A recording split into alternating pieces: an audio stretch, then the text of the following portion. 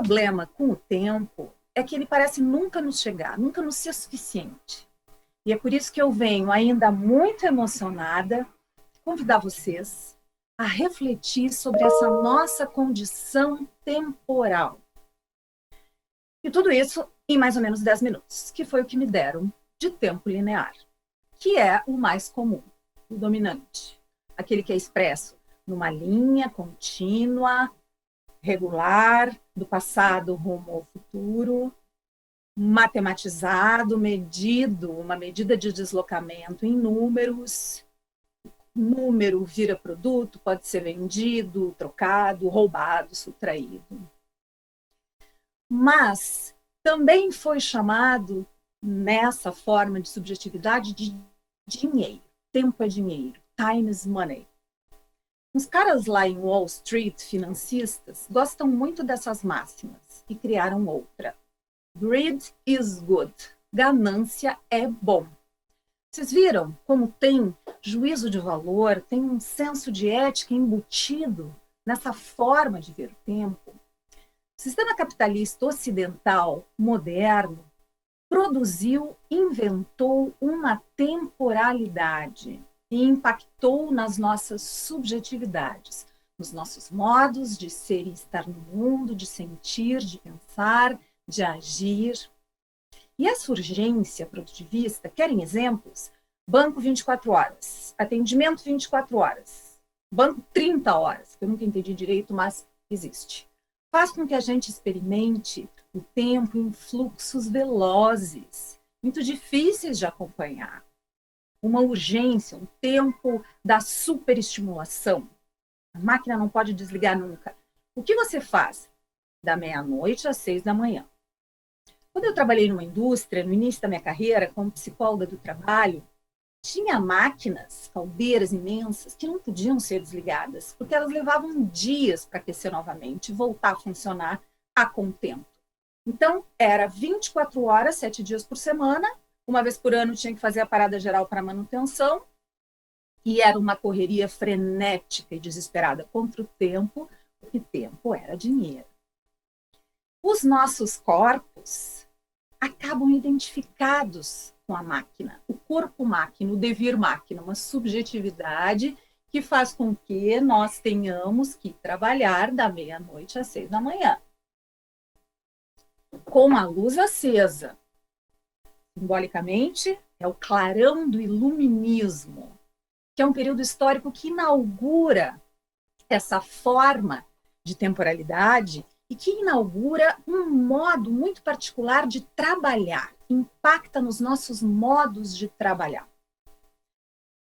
A industrialização foi se desenvolvendo e desenvolveu um modo de trabalhar rigidamente marcado pelo cronômetro, cronometrado. Foi conhecido como Taylorismo, em função do engenheiro estadunidense Frederick Winslow Taylor, que media os tempos e movimentos dos corpos dos trabalhadores com o seu cronômetro. E assim, os cronômetros foram se popularizando, mudaram muito de lá para cá, mas nós continuamos com alguns cronômetros até incorporados e com nomes mais simpáticos, por exemplo, a flexibilidade. Nós somos flexíveis, nós trabalhamos de qualquer lugar, em qualquer horário. Isso também faz parte dessa subjetividade inventada pela modernidade ocidental. Nós também somos obcecados pela ideia de desenvolvimento e crescimento. Tanto indivíduos, pessoas, como sociedades estão evoluindo de formas primitivas, menos bem acabadas, incompletas, infantis, primitivas, até formas mais bem acabadas, sofisticadas, desenvolvidas. E tem aí uma ética também, um sentido de valor. O bom é o desenvolvido, o ruim é o primitivo, incompleto, infantil. Isso tudo nos traz uma ansiedade. Vamos pensar como é que nós estamos vivendo agora em tempos de pandemia e confinamento social. Nós temos muitos compromissos, tudo pela internet, Nós queremos assistir todas as lives mais interessantes. Meu Deus, eu vou perder a live mais interessante do dia. A gente abre a geladeira, tem um link de reunião. E isso tem um impacto, está tendo um impacto profundo na saúde das pessoas, saúde mental. As pesquisas estão mostrando isso, né? Então, essa depressão, essa ansiedade são um risco de agravos à saúde que essa temporalidade traz para nós. Embora ela traga alguns ganhos, sim, e muitos, significativos para a humanidade, ela também tem que ser questionada naquilo que ela pode prejudicar essa mesma humanidade. Mares, oceanos foram atingidos por esse desenvolvimentismo e o ser humano fez da vida das outras espécies um verdadeiro inferno. Então, nós temos que repensar. E a boa notícia é que, claro, essa não foi a única temporalidade criada pela humanidade. Não é nem tão novidade assim. Nos anos de 1920, um filósofo alemão, o Martin Heidegger, dizia que a medida quantitativa do tempo não dava conta na vida do ser humano, porque o tempo é qualitativo e está vinculado a uma disposição afetiva. Afeto é tudo aquilo que nos afeta e a maneira como nós afetamos o mundo, afetamos e somos afetados. O tempo é qualitativo porque justamente somos mortais. Alguns terão mais de 100 anos, sortudos, outros terão muito menos, 30 ou até menos. Então não é quantitativo, é qualitativo. E outra filósofa alemã, a Hannah Arendt, dizia que homens e mulheres, embora devam morrer, não nascem para morrer, mas para transformar. Bom, eu só estou falando de filosofia alemã. Vocês agora devem estar pensando, será que o Caetano Veloso tinha razão quando cantava que só é possível filosofar em alemão? Caetano nisso estava errado. É possível filosofar em muitas línguas. Por exemplo, em língua hindi. A antropóloga indiana Veena Das fez pesquisas com mulheres no interior da Índia e descreveu o tempo nos seus resultados quase como um elemento que mexia na vida das mulheres, um companheiro que narrava e transformava a história daquelas mulheres com ela, a vida daquelas mulheres. Um elemento, um agente que trabalhava nas relações e faziam elas ser ressignificadas, reinterpretadas. O tempo era a vida, no sentido de que ele possibilitava a continuidade da vida em condições muito adversas. É também possível filosofar em língua banto. A filosofia africana banto parte do princípio de que nós fazemos parte da grande família ancestral, toda a nossa ancestralidade está conosco, os orixás, as divindades, enfim, todos nessa circularidade, os vivos, os que hão de vir no tempo potencial, eles não separam o que já foi, o que está e o devir. Todos estão convivendo nessa grande circularidade. Então, não faz sentido matematizar. Uma gestação não dura 40 semanas ou 9 meses, ela dura o tempo que for necessário para o bebê estar bem para nascer.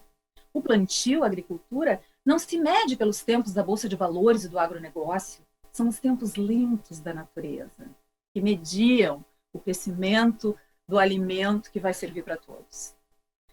Na filosofia Yorubá, existe o Aie, tempo presente, que está, o Orum, o tempo ancestral da morada das divindades e orixás, e um tempo intermediário daquelas almas que ficam esperando para voltar ao mundo, corporificado, encarnado em corpos. Então, nós temos sido capazes de formular várias temporalidades e de produzir várias subjetividades. Algumas ficaram menos importantes, e é isso que nós precisamos recuperar. Não desperdiçar essa experiência. E uma coisa muito importante é o tempo da memória. A memória é um tempo vivo. A memória recalcada, varrida para debaixo do tapete, deliberadamente ocultada, ela fica latente, ela atrapalha a nossa vida e ela pode voltar como o eterno retorno do recalcado.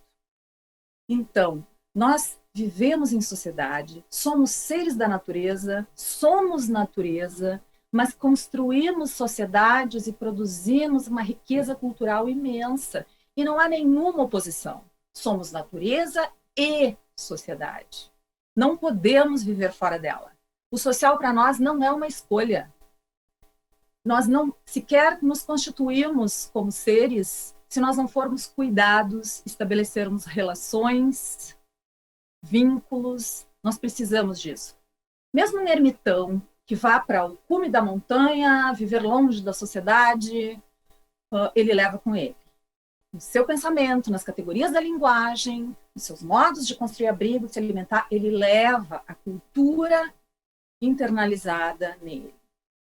Essa é a experiência plural do tempo. Nós precisamos nos reconciliar com ela, precisamos legar o tempo vivo da memória para as novas gerações, entregar com carinho, com cuidado e responsabilidade o tempo vivo da memória para as novas gerações vindouras, que hão de nos suceder, porque somos finitos, mas nascemos para transformar. Então, negar o passado é perder essa experiência. Negar o futuro é impedir o devir criativo que nós precisamos inventar cada dia. E não viver o presente intensamente é um desperdício da experiência. E é por isso que eu venho, então, ao final da minha fala, convidá-los, convidá-las, desafiá-las, desafiá-los, que nós possamos inventar novos tempos, novas temporalidades e novas formas de ser e estar no mundo, baseadas, sobretudo, na solidariedade, que é solidez, vínculos fortes, sólidos, que nos amparam, fazem uma rede de proteção e nos amparam na travessia das agruras da vida. Formemos, afinal de contas, a filosofia popular diz: é preciso uma só pessoa para começar a revolução, que eu chamaria de reinvenção. Mas ela também diz: uma andorinha sozinha não faz verão. Então vamos chamar outras. Faça a reinvenção da solidariedade, da empatia, para honrar a enorme diversidade humana e não humana que existe no mundo, que é a nossa riqueza, e que nós não tenhamos medo da noite, deixemos a noite vir e nos abraçar na escuridão que tranquiliza, que acalma, que traz o sono reparador para a gente acordar no outro dia, porque nós precisamos do escuro para descansar e da luz para brilhar. Muito obrigada.